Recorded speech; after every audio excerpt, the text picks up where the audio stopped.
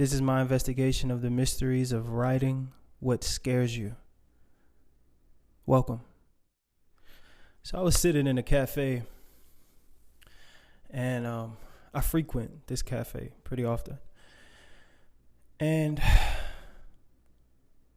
you know, as an artist, sometimes you get creative blocks.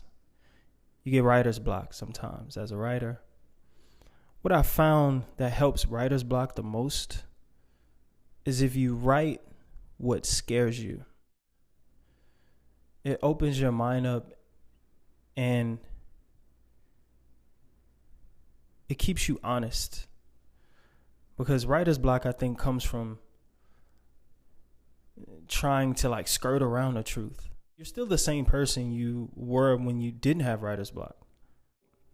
Writer's block actually isn't a thing if you think about it. It comes from you not being completely honest.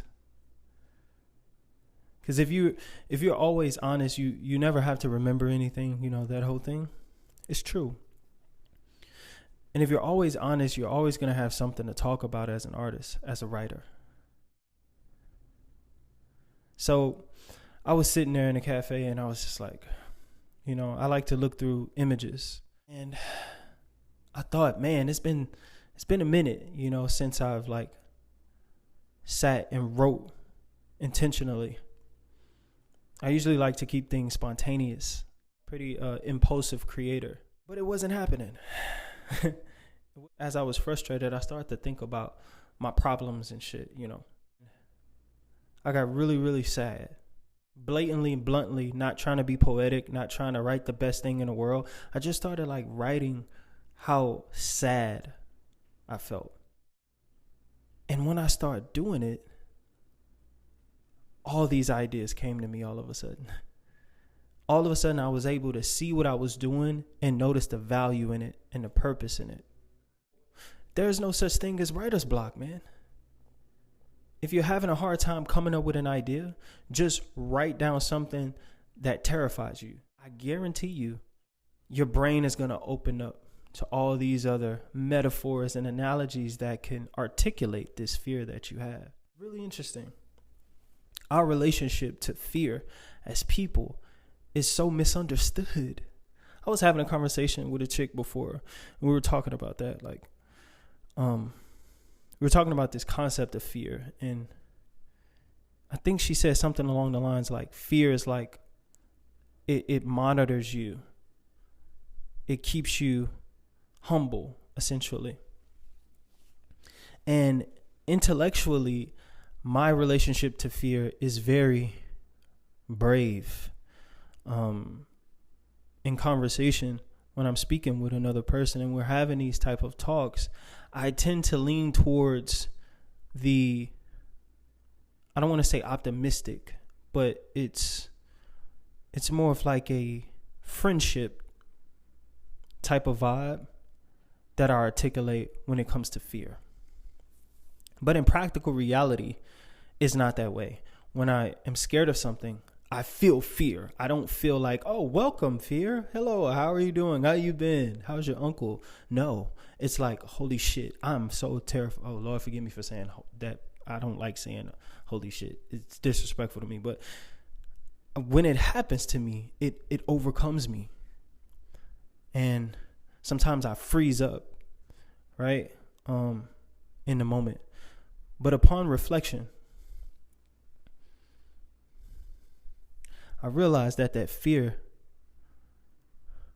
was trying to show me something. I hope you understand what I'm saying. It opened me up and got me to get over it in a way. You know, to acknowledge it is to kind of like befriend it. Right? Because when it's like when you're acknowledged for something, you feel really good. Like that's a good feeling to get recognition for something. And I see fear that way, as an emotion that's trying to be recognized. And in a context of creativity, specifically writing, whether you're a poet or a lyricist or a novel writer, whatever it is, write something that's really, really embarrassing about yourself that you've never told anybody, like a fucking deep, dark secret. Write it on paper or type it or whatever in your phone, whatever, and just look at it. Reread it to yourself. And I guarantee you that illusion of writer's block will completely open itself up, and behind it will be all these ideas. It will be all these different concepts.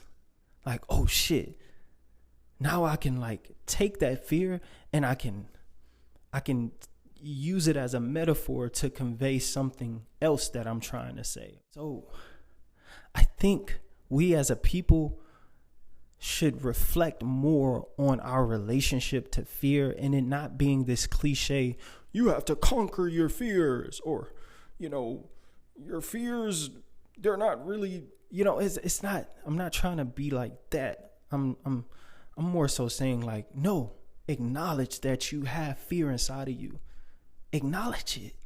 That's how you befriend it. That's how you make it a homie. When you give it its recognition. When you give it its just due. You almost give yourself your just due when you give your fears their just due. I just wanted to speak on that and share that, because I project that artists go through this thing of writer's block, and it's so frustrating, and you know, it can be discouraging sometimes. Excuse me, but in the world of art, artsy fartsy people, that's not, fear isn't supposed to be some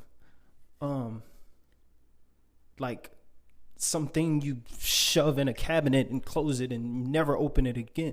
It's trying to get your attention so it can be expressed through your work, because other people will be able to identify that and feel it, and it will inspire them and make them feel less alone, and we can keep this human race thing going, because art serves that type of purpose. It conveys the beautiful and the ugly of the human condition that we all have to adhere to. So yeah, whenever you're going through that, just remember what I'm telling you right now. I promise you it'll help you. All right? Peace.